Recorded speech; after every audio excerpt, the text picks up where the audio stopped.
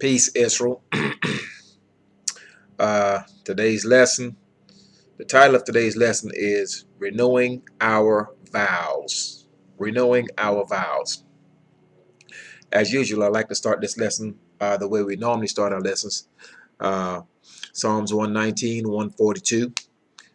Thy righteousness is an everlasting righteousness, and thy law is the truth. If ever you seek to find out the truth pertaining to this word in this book, always reference the Most High's laws, his judgments, his statutes, and his precepts, i.e. his commandments, and there are more than 10 of those. All right, let's kick off this lesson, renewing our vows. We'll start in Exodus chapter 19, and we will read verse 7 and verse 8. Verse 7 reads of Exodus chapter 19, verse 7. And Moses came and called for the elders of the people, and laid before their faces all these words which Yah commanded him. And all the people answered together and said, All that Yah has spoken we will do. And Moshe returned the words of the people unto Yah. So here, Israel, we have made a commitment to do all the words of the law. As we spoke, as the Most High spoke unto us at Sinai, we were afraid.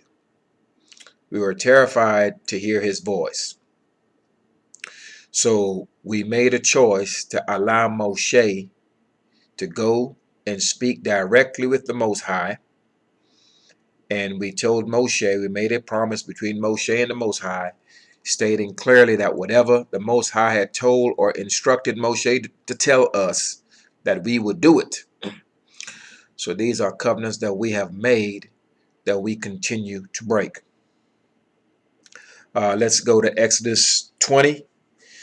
Exodus chapter 20, and we will read verse 19.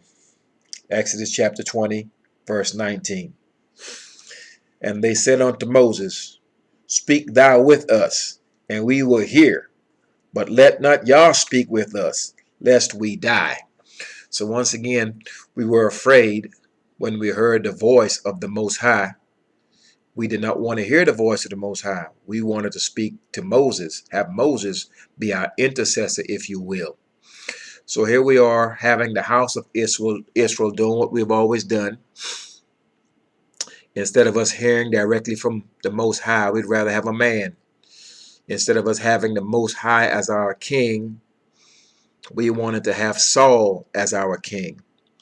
Okay, so my only thinking is the reason why the house of Israel at this time in Mount Sinai were fearful of the words of the Most High and chose to have Moshe be the go-between because of their fear is the fact that in their hearts they knew they were walking contrary to his word. And so therefore that alone created the fear. But the Most High and Moshe pretty much did that to let Israel know that he was real, number one, and that they were to fear him and to obey his laws, statutes, and judgments.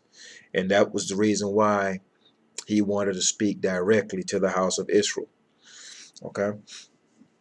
Now let's go to Exodus chapter 24 and verse 3. Exodus chapter 24, and we will read verse 3. And verse 3 of Exodus chapter 24 reads, And Moshe came and told the people all the words of Yah, and all the judgments. And all the people answered with one voice and said, All the words which Yah hath spoken, or all the words which Yah hath said, we will do. So once again, once Moshe brought the information to us that he received from the Most High, we made a covenant. We came into an agreement. That's all a covenant is. We came into an agreement that we would do what we were instructed to do. This is something that we did not. Okay, so we have broken away from the covenant, and keep in mind that a covenant is nothing but an agreement. That is it. And the Most High's covenant is made with the house of Israel and the house of Israel alone. I cannot stress enough that this is not a everybody party. It never has been. This book does not pertain to everyone. The house of Israel is a bloodline of people, and these are the people of the Most High, and the Most High have covenants with them and them alone. He made clear that he knows no other nation. So the everyone and the everybody and all this other stuff, the all-inclusive doctrine is totally false. So let's be mindful of that. Next, let's go over to Joshua 24. Let's go to Joshua chapter 24, and we will read verse 14 and 16. Joshua chapter 24, and we'll read verse 14 through 16. And verse 14 reads, Now therefore, fear Yah, and serve him in sincerity and in truth, and put away the gods, lowercase, which are idols, which your father served on the other side of the flood, and in Egypt, and serve ye Yah. Verse 15. And if it seem evil unto you to serve Yah, choose you this day whom you will serve, whether the idols which your father served that were on the other side of the flood, or the gods, the idols of the Amorites, in whose land ye dwell. But as for me and my house, we will serve Yah. This is Joshua speaking. Okay, our biggest transgression has always been serving idols of the nations in which we live. We are guilty of this thing to this very day. Okay, if you read Deuteronomy chapter 4, it makes plain what we have just discussed when the Most High spoke to us at Mount Sinai. If you read Deuteronomy 4, it states clearly that we were not to serve anything the likeness of male or female, anything that's within the earth, the height above or in the depths beneath, anything that's in the sea or anything of the sort. We know clearly that this Jesus figure is the likeness of a man. This is idolatry, no matter how you twist it. Okay? Most importantly, the Most High never at any time, him nor any of his prophets, ever made mention of anyone by the name of Jesus Christ. It does not exist. You cannot find it in the book of the prophets. You can look all you want, it is not there. Okay? So these are vanities, and we need to remove ourselves from it. And let's return back to what I was reading. We are at Joshua, okay, and we have read verse 15. Let's read verse 16 also. Verse 16 is a confirmation of the house of Israel. And the people answered and said, Yah forbid that we should forsake Yah to serve other gods, i.e. other idols. Okay. Let's jump down to verse 20. Okay, verse 20 is a warning. Okay, Joshua is warning the house of Israel. Should you transgress by following after these idols, that it will be to our hurt. It will be to our destruction. Okay. Once again, we are in Joshua chapter 24, and we'll read verse 20. If ye forsake Yah and serve strange gods, idols, then he will turn and do you hurt and consume you. After that, he has done you good.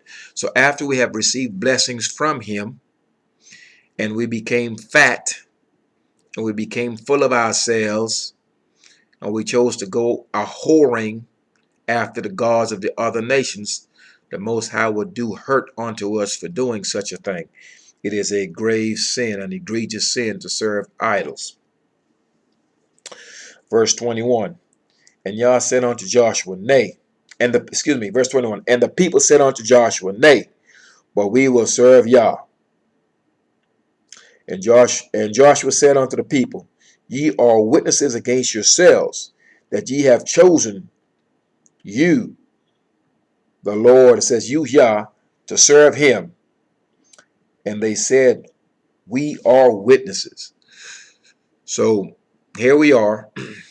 renewing our covenant once again, renewing our vows that we would serve the Most High.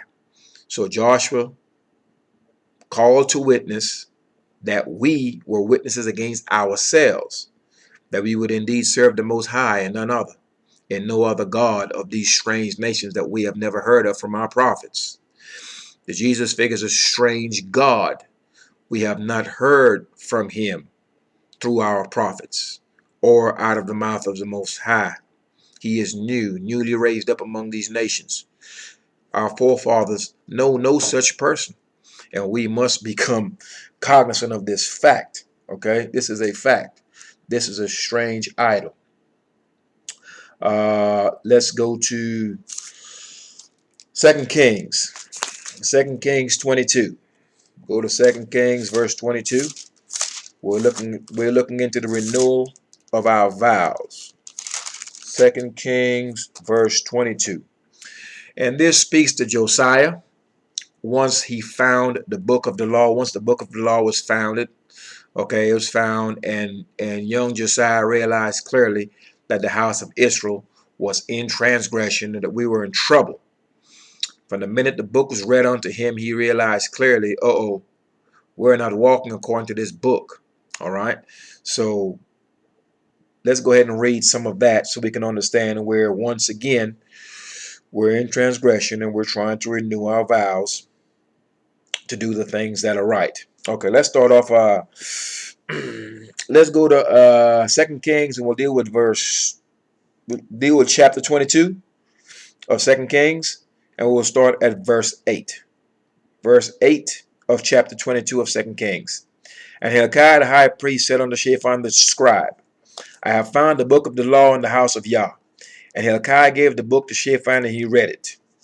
So he read this to the king. He read the book to the king, the book of the law, because they had not had the book of the law in quite some time. Let's jump down to verse 13. Go ye, inquire of Yah for me, and for the people, and for all Judah, concerning the words of this book that is found. For great is the wrath of Yah that is kindled against us, because our fathers have not hearkened unto the words of this book, to do according unto all that is written concerning us. So all that is written in the book of the law concerning us who? Us, the house of Israel. Okay, all the things written in this book of the law pertaineth only to the house of Israel. These laws were only given to the house of Israel, which is a bloodline of people. That is DNA. Now, to be specific, you have some individuals speaking about, we are we are Gentiles and we are grafted in, etc., etc. Look, I have O blood, O positive blood. I cannot possibly graft myself in to being O negative, AB positive, or anything like that. Genetically, I have a genetic code in my body that I cannot change, no matter what. Okay? Now, the religions of the earth, they can change. A man can become a Muslim and switched over to a Christian. He can switch over to be a Jew if he likes, and whatever else. These are man-made religions. The house of Israel is a bloodline of people by DNA. You cannot convert and be an Israelite. You cannot switch over to be an Israelite. You cannot graft in to be another man's bloodline. So there is no such thing as being spiritual Israel. You can see clearly I'm an Israelite. I cannot possibly graft in and be a Moabite. Okay? So I will use the terms that you're familiar with. A black man can't become a spiritual Chinese man. And a Chinese man cannot become a spiritual Arab man. It's silly. Okay, the whole notion is foolish. Okay, so no one can graft into the house of Israel at all. What the other nations can do, they can certainly return to this law, obey it. They will be servants unto the house of Israel. They will be accepted in that manner. But as far as being grafted in and becoming an Israelite, that is impossible. And don't let anyone tell you otherwise. It is right here for us to read in this book. So go back to Josiah here, where we see clearly that all the things concerning us that's written in this book, that we will walk in contrary to it. Okay, and this is not good. Now, let's go to, we read 2 Kings 8 and 2 Kings 13, which are the two I wanted to read. Now let's go to 2 Kings 23 and verse 3. 2 Kings chapter 23 and verse 3. And it reads, And the king stood by a pillar and made a covenant before Yah, to walk after Yah, and to keep his commandments and his testimonies and his statutes with all their heart and with all their soul, to perform the words of this covenant that were written in this book. And all the people stood to the covenant. So therefore, here we are once again, renewing this covenant, where we have been without the Most High's laws, without priests and things of the like. And then we realize clearly that there are laws, the Most High's covenant. And once we realize that we're walking contrary to it, then we have to straighten up. Excuse me. So this is the renewal of our vows. You see this continually, because throughout the generations in the house of Israel, we continue to break these laws. There were times when we knew we were Israel. We knew what these laws were, but yet we walked contrary to them. Then there were times where we did not know of the law, because there were no priests. Okay, so we walked in the ways of the heathen. But those of us who had the most law, those of us who had the Most High's laws within our heart, sought him out, discovered the law, found out about it, and returned unto him. Okay, and some did not. All right, let's go to 2 Chronicles chapter 15. 2 Chronicles chapter 15, and we'll read verse 3. 2 Chronicles chapter 15, verse 3. And it reads, Now for a long season Israel hath been without the true God, all right, or without the true strong one, and without a teaching priest, and without law. So there are times where we did not have a priest. Now keep in mind, the people sought the law at the mouth of the priest. So you got this information from the priest. That's why the priests were to teach the Most High's laws. The priests were to teach the difference between clean and unclean. The priests were to teach what was holy and what was profane. Okay, and keep in mind, as we discuss the priest, there's no such thing as a priest. There's no such thing as a pastor or any of the sort that is not of the bloodline of the house of Levi. The Most High has a perpetual covenant with the house of Levi. So anyone calling themselves a priest of the Most High, a pastor of the Most High, or something of that sort, he needs to be of the house of Levi by bloodline. The house of Levi is reckoned by genealogy. That's DNA. So you cannot go to a seminary school and scream that you're a priest of the Most High. You have to be of the bloodline of Levi, and that has to be reckoned by genealogy. So anyone that's telling you anything and cannot prove that they're a Levite, and is trying to teach you words of the Most High, and is walking contrary to the laws of his prophets, you should have a closer look at that person.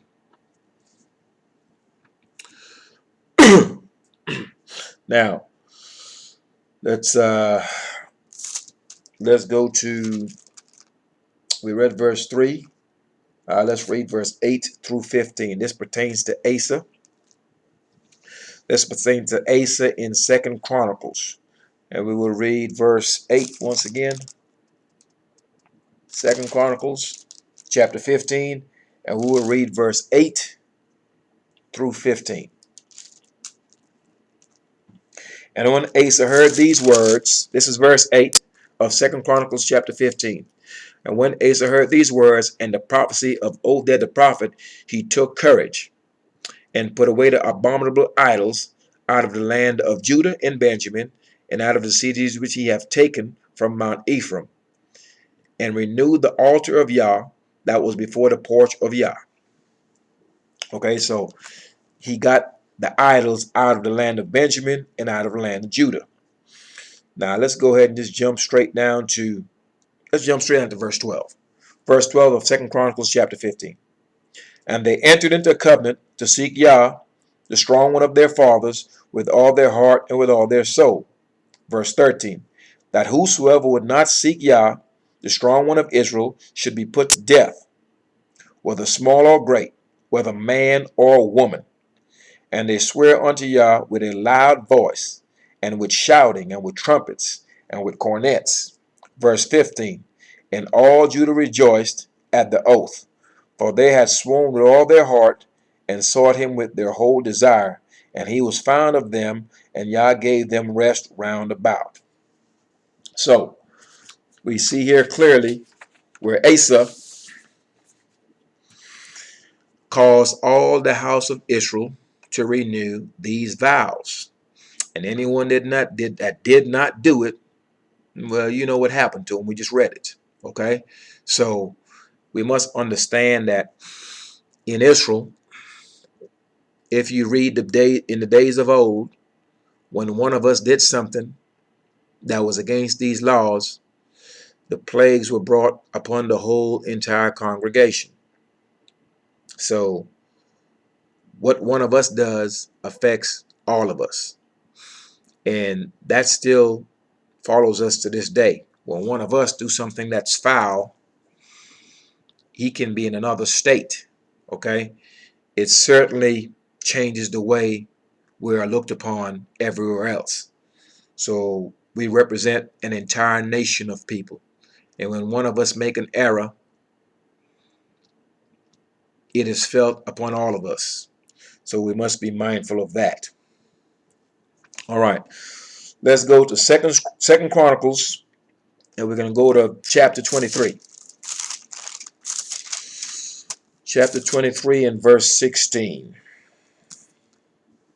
Once again, we're dealing with the renewal of our covenants. And Jehoiada made a covenant between him and between all the people and between the king, that they should be Yah's people. So here this king is once again renewing the vows that Israel continued to break over and over again. So here we have renewed the covenant. Now let's jump to, before we go there, let me go down to verse 17. All right, we just read verse 16, where Jehoiada made a covenant between him and between all the people and between the king, that they should be Yah's. Now let's read verse 17 of 2 Chronicles 23. Then all the people went to the house of Baal. That would be your modern day Jesus. That'll be your idol of today. Okay? So then all the people went to the house of Baal and break it down, and break his altars and his images in pieces, and slew Matan, the priest of Baal, before the altars. So now, to you pastors out there who are teaching an idol that the Most High nor his prophets ever mentioned, that are teaching in these high places that you call churches, that the Most High never chose to lay his name in that building. You do not wear the breastplate of the priest. You are not of the bloodline of Levi. You do not teach what is holy and what is profane. You are by no means a priest or a pastor of the Most High. You need to understand that as the house of Israel wakes up, it will be like the days of Jehu. For those of you, once the house of Israel wakes up, you are in these churches teaching this idolatry. You will fall to the hands of your own people. Should they wake up to the fact of exactly who you are, you're actually fleecing the flock. So, and leading them astray. So this is a warning to those of you who are going to seminary schools and lying to these people and robbing them and causing them to go astray. That's exactly what you're doing. You can find in this book where a Levite went to a seminary school. You can't find in the book where anyone can become the priest of the Most High. You have to be a priest by bloodline. Genetically, you can be a priest. You have to be the blood of Levi. So all of you out there, you pastors in these houses of idol worship, you need to be mindful of what you're doing. Okay, it certainly will come back to haunt you. Now, let's go to Second Chronicles. Second Chronicles chapter 34. Second Chronicles chapter 34. And we will deal with verse 31 through 33. Second Chronicles 34. One second. And we'll deal with verse 31 through 33. Once again, we're renewing our vows. Verse 31 reads, "And the king stood in his place, and made a covenant before Yah, to walk after Yah, and to keep his commandments, and his testimonies, and his statutes, with all his heart, and with all his soul, to perform the words of the covenant, which were written in this book." Verse 32, "And he caused all that were present in Jerusalem and Benjamin to stand to it. And the inhabitants of Jerusalem did according to the covenant of Yah in the strong one of their fathers." And this speaks to Josiah. We'll read verse 33. "And Josiah took away all the abominations out of the countries that pertaineth unto the children of Israel, and made all that were present in Israel to serve, even to serve Yah their strong one. And all his days they departed not from following Yah, the strong one of their fathers." So during the days of Josiah, okay, and Josiah, no king was better than Josiah in the house of Israel. Okay, he was the best of them, for he walked after the ways of the Most High. Okay, he was as good as they come pertaining to our kings, or what we would call our governors, correctly termed governors. Okay, so Josiah made sure that we walked after this covenant and we did not stray from it. Okay, so he was a great king. Okay, or a great governor. All right. Now let's go to Ezra, the book of Ezra, and we can go to chapter 10, and we'll read verse 3 and 5. The book of Ezra, chapter 10, verse 3 and 5. One second. All right, here we are in the book of Ezra, and we are in chapter 10, and we will read verse 3 and verse 5. Verse 3 reads, "Now therefore, let us make a covenant with our strong one, or with our God, to put away all the wives, as such are born of them, according to the counsel of my strong one," okay, of my Lord, not strong one, of my Lord, lowercase, which is Ezra, "and of those that tremble at the commandment of our strong one, and let it be done according to the law." Verse 5 reads, we skip down one verse. "Then arose Ezra, and made the chief priests, the Levites, and all Israel to swear that they should do according to this word, and they swear." So Ezra had came back, and he made clear to the house of Israel that they were walking in error. Okay, now Ezra is a priest of the Most High. We know clearly, we were given instruction, the house of Israel, we are not to marry foreigners. The house of Israel is not to marry anyone outside the house of Israel. We're not to marry what is known as strange women. Okay, so when Ezra came back, they were quote unquote strange children. Why were there strange children? Because they were mixed. Okay, the men of Israel had joined themselves unto the women of the other nations, and they had children by them, and these children could not speak the Israelite language. Okay, and these women were serving strange gods, and we were instructed not to deal with these women, not to marry them. We were instructed clearly not to go in onto these women. We were not to marry them. We were not to give our sons to their daughters, nor their daughters unto our sons, for their women would lead our men astray. That's why we fell into the mess after Solomon, because he did contrary to what he was instructed. He married strange women, and those women led his heart away, and he built high places, eminent high places, to serve the idols of these many wives that he had. And that is what caused the Most High to tear the kingdom. Okay? But the Most High did not take it from Solomon. He told Solomon clearly he would not take it from him because of his father's David's sake, but he would take it from his son Rehoboam. And so from Rehoboam, the kingdom was split into two, northern kingdom and southern kingdom. Okay?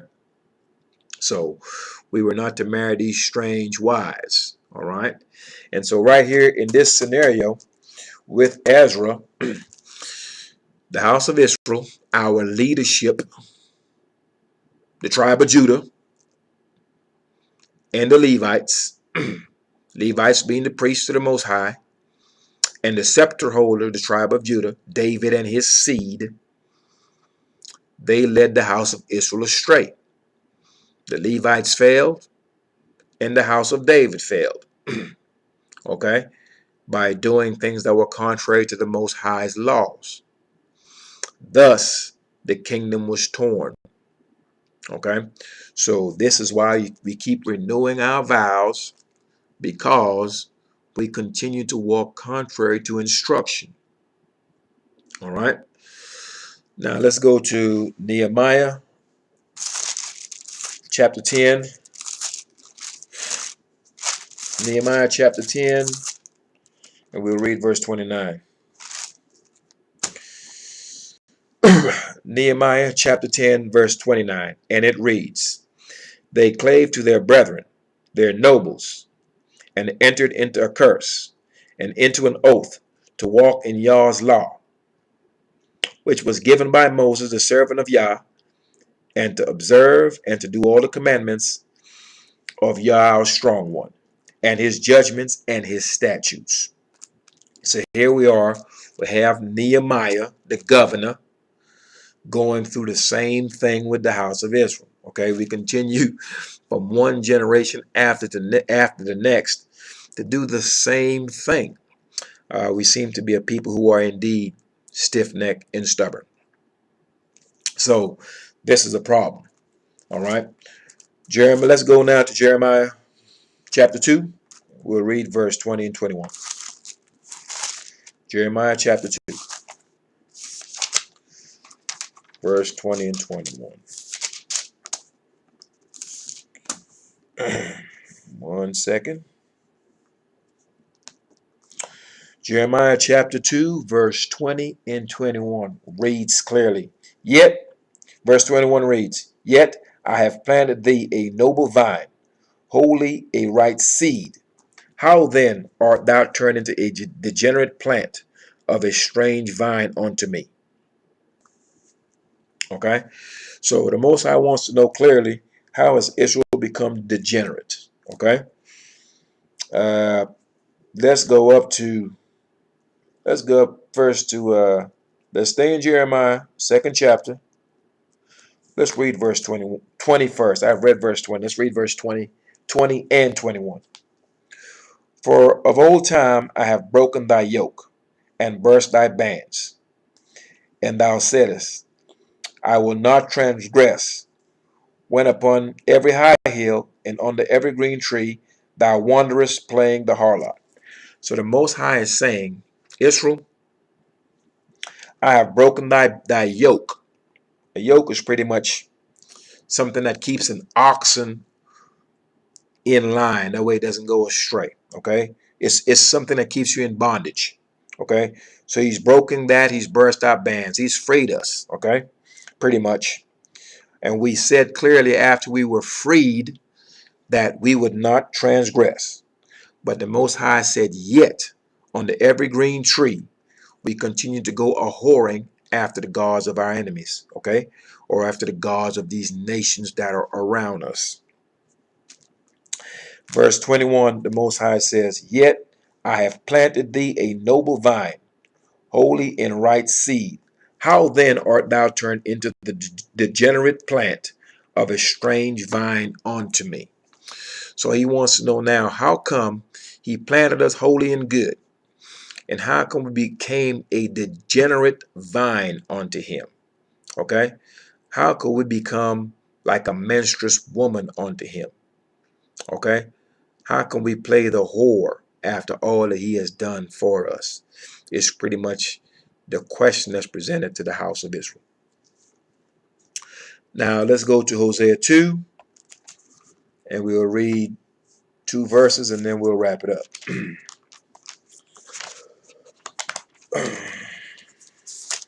Hosea chapter 2, and we'll read verse 19.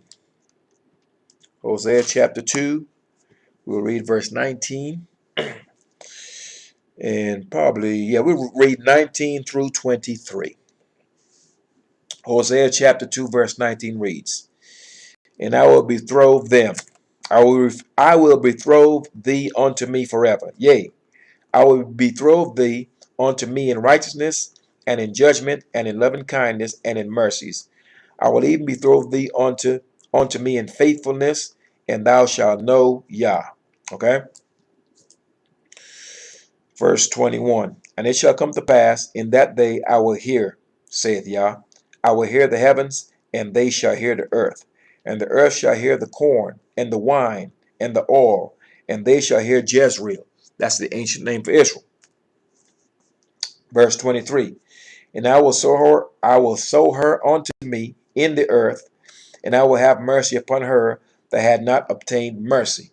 And I will say to them, which were not my people, thou art my people, and they shall say, thou art my strong one, or my God. So what the Most High is saying here, we're looking at what our latter end will be. Okay, the end result of all of this unfaithfulness is the Most High is going to pretty much renew his covenant with us and to us. Okay, he will betroth us unto him in righteousness and in judgment and in loving kindness. Okay, and in faithfulness. That way we will know exactly who he is. Okay, and he will have mercy upon us. Because at one time he said he will not be our people, or we would not be his people, and he would not be our God. Okay, and then he makes clear that once he does this, okay, once he betroths himself back onto us or us onto him, that then is going to be said unto us that yes, we are his people, and we will in turn say, yes, he is our God, or he is our strong one. So the end result of all of this will be the repairing of the breach. Okay, all this iniquity that we have suffered, okay, that we continue to do, all this backsliding that we do, what will happen in the end result is he will clean us up, okay, and he will forgive us of our sins, and we will be betrothed unto him. And no one had to die for this to happen. No one died for you at all. Okay, it never happened. All right, so this concludes this lesson. And in summary, I'd like to say this. Carefully start at Genesis and read from Genesis through Malachi. Malachi is the last prophet of the Most High. I've already made clear that the New Testament is a lie, starting in the first chapter. If you read Genesis through Malachi, do not skip any pages. When you come up against these names that you don't know and words you do not understand, make sure you still look over them and read them. The words you do not understand, get a good Bible dictionary. That way you can learn what they may mean. But do not skip over the names. It becomes important when it comes to genealogy. Okay? And read every day, even if it's just a paragraph. All right? Start at Genesis, read all the way through Malachi. By the time you get done with Malachi, matter of fact, you don't even have to get that far. Okay? If you've been in this New Testament before, by the time you get through half of these books, you will know clearly this New Testament is a lie. It doesn't take much. So get in the book and read. That way you can say you know for yourselves. And as you read and you study, you understand clear that you have to do also. You have to do the law. Okay, this law is perpetual. It does not change. If you're the house of Israel, you are commanded to do it. If you are of the other nations, then you too are to follow it, because your latter end is that you will have to follow it or you will perish. And that goes for not only the other nation, but that goes for the house of Israel as well. We all must adhere to this law. There are no exceptions. So let's get in the book. Let's read the Most High's laws. Let's recommit ourselves. Okay. Let's renew our vows. That's what we must do. Let's drop these idols and remove ourselves away from following after these idols that our fathers have followed before the flood, or on the other side of the flood. We are to remove ourselves from idolatry. And that's what we're in throughout the earth. So I hope this lesson has been helpful to you. We need to renew our vows. We need to separate ourselves from the heathen and their ways, and certainly from their idols. This Jesus figure is the likeness of a man. Deuteronomy chapter 4 instructed us clearly that this is idolatry. Deuteronomy chapter 24 verse 16 states clear, the house of Israel, we were told, every man dies for his own sin. No man can die for you ever at any time. It's contrary to the laws of the Most High. Keep all these things in mind. Comb through the laws of the Most High carefully and return unto them. I will finish this lesson with this. As usual, thy righteousness is an everlasting righteousness, and thy law is the truth. Always take what you've heard and reference it against the standard. And the standard is the Most High's laws, judgments, precepts. Okay? Peace, Israel.